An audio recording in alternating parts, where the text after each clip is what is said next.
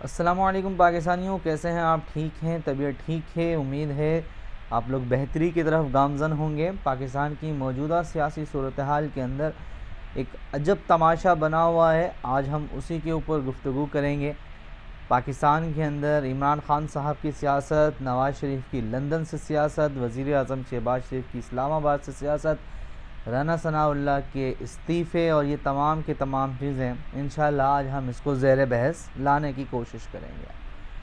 جلدی سمجھتے ہیں کہ ہو کیا رہا ہے۔ مریم نواز شریف صاحبہ کو بہت زیادہ فیسلیٹیٹ کیا گیا، پاسپورٹ ہتھیلی کے اندر رکھ کر ان کو پیش کیا گیا، جس کو وہ کہہ رہی تھی کہ وہ ان کو ہتھیلی میں رکھ کر تھالی میں رکھ کر پیش کیا جائے تو اسے ٹھکرا دیں گی، لیکن ماشاءاللہ سے جیسے ہی ان کو پاسپورٹ ملا وہ 24 گھنٹوں کے اندر لندن روانہ ہوئیں، اور لندن جا کر انہوں نے اپنے والد محترم کو ایک مرتبہ پھر انقلابی بنانے کی بھرپور کوشش کی، جس کا پتہ چلا ان کی پریس کانفرنس میں، جس میں انہوں نے دھجیاں بکھیر کے رکھ دیں اسٹیبلشمنٹ کے۔ اب ایک عام انسان، میرے جیسا ایک انسان یا آپ کے جیسا ایک انسان اگر بات کرتا ہے اسٹیبلشمنٹ اور اس کے کردار کے اوپر، تو یا تو اس کو ایجنسیوں کی طرف سے کالز آنا شروع ہو جاتی ہیں، یا اسٹیبلشمنٹ اس کو دھمکانا شروع کر دیتی ہیں۔ لیکن آپ کیا کریں گے اس شخص کا جو 3 مرتبہ اس ملک کا وزیر اعظم رہا ہے، اور اس وقت بھی اس کا بھائی وزیر اعظم ہے اس ملک کے اندر، اور وہاں لندن سے بیٹھ کر ملک کی ایجنسیوں کے اوپر، ملک کی اسٹیبلشمنٹ کے کردار کے اوپر وہ انگلیاں اٹھا رہا ہے، اور پی ٹی وی کے اوپر اس کی تقریر نشر کی جاتی ہے، اور چند منٹوں کے بعد کچھ خاص لوگوں کے کہنے کے اوپر اس کی تقریر وہاں سے ہٹا بھی دی جاتی ہے۔ وہ لوگ اس وقت اقتدار کے اندر ہیں، اور جنہوں نے ملک کو گرداب سے نکالنے کی کوشش کی، اس وقت وہ محو احتجاج ہیں اور حالت سفر کے اندر ہیں، اور یہ سفر اردو کا بھی ہے، انگریزی کے بھی ہے، جس کے اندر ہم بالکل مصائب کا شکار ہیں تمام پاکستانی۔ عمران خان صاحب کے ساتھ بھی کچھ مسئلہ مسائل ہیں۔ اب ظاہر ہے ان کو جس طریقے سے نکالا گیا اقتدار کی راہداریوں سے، تو اس بات کو نہیں ہضم کر پا رہے ہیں کہ آپ اسٹیبلشمنٹ کے ساتھ بیٹھیے، جس کے بے پناہ کردار کی وجہ سے ان کو اقتدار سے باہر کیا گیا تھا۔ اب ملک کا اس وقت جو سب سے بڑا موجودہ صورتحال جو پیدا ہوئی ہے، یا ملک کا جو سب سے بڑا مسئلہ جو دکھائی دے رہا ہے، وہ ہے نومبر کے اندر آرمی چیف کی ایکسٹینشن۔ اس ایکسٹینشن کو لے کر پوری دنیا جو ہے وہ سوچ و بچار کے اندر ہے۔ Army chief general Qamar Javed Bajwa صاحب پچھلے دنوں امریکہ تشریف لے گئے، وہاں سے انہوں نے کہا کہ جی میں اب ریٹائر ہونے جا رہا ہوں۔ اس کے بعد یہ پروسیس تیز ہوا آرمی چیف کی تعیناتی کا۔ میں پوچھنا یہ چاہتا ہوں اپنے اسٹیبلشمنٹ سے، اور بڑی اچھی بات ہے ہمارے آرمی چیف نے کہا کہ اب ہمارا سیاست سے تعلق نہیں ہے، لیکن وہ 2 مہینے کے مہمان ہیں، اگلے آرمی چیف کی کیا گائیڈ لائن ہوگی؟ کیونکہ D G I S P R ایک دفعہ کہہ چکے ہیں کہ میں موجودہ آرمی چیف کا نمائندہ ہوں، نہ کہ پچھلے آرمی چیف کا۔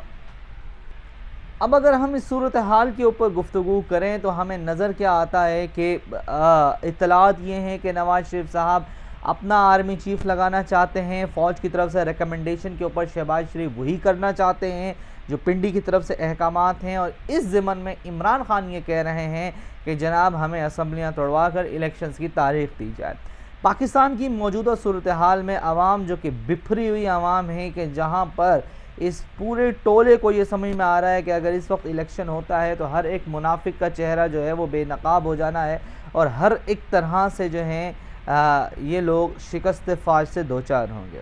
بہت سارے مہرے اکٹھے ہوئے صحیح، جس کے اندر عوامی نیشنل پارٹی، جس کے اندر پاکستان مسلم لیگ نون، پاکستان پیپلز پارٹی کے چیئرمین بلاول، وہ بلاول کہ جن کی والدہ کی تصاویر، فحش تصاویر پھکوائی گئی مسلم لیگ نواز کے دور کے اندر، آج ان کے لیے شہباز اسپیڈ جو ہے وہ سب سے بڑی چیز بنی ہوئی ہے۔ تو اقتدار ہے، اقتدار کیا کیا کرواتا ہے بلاول سے جو کہ بے نظیر کا بیٹا ہے، اس سے نواز شریف اور شہباز شریف کی قدم بوسی کرواتا ہے۔ تو یہ اقتدار کی راہداریاں، اس کے لیے بہت کچھ ہوتا ہے۔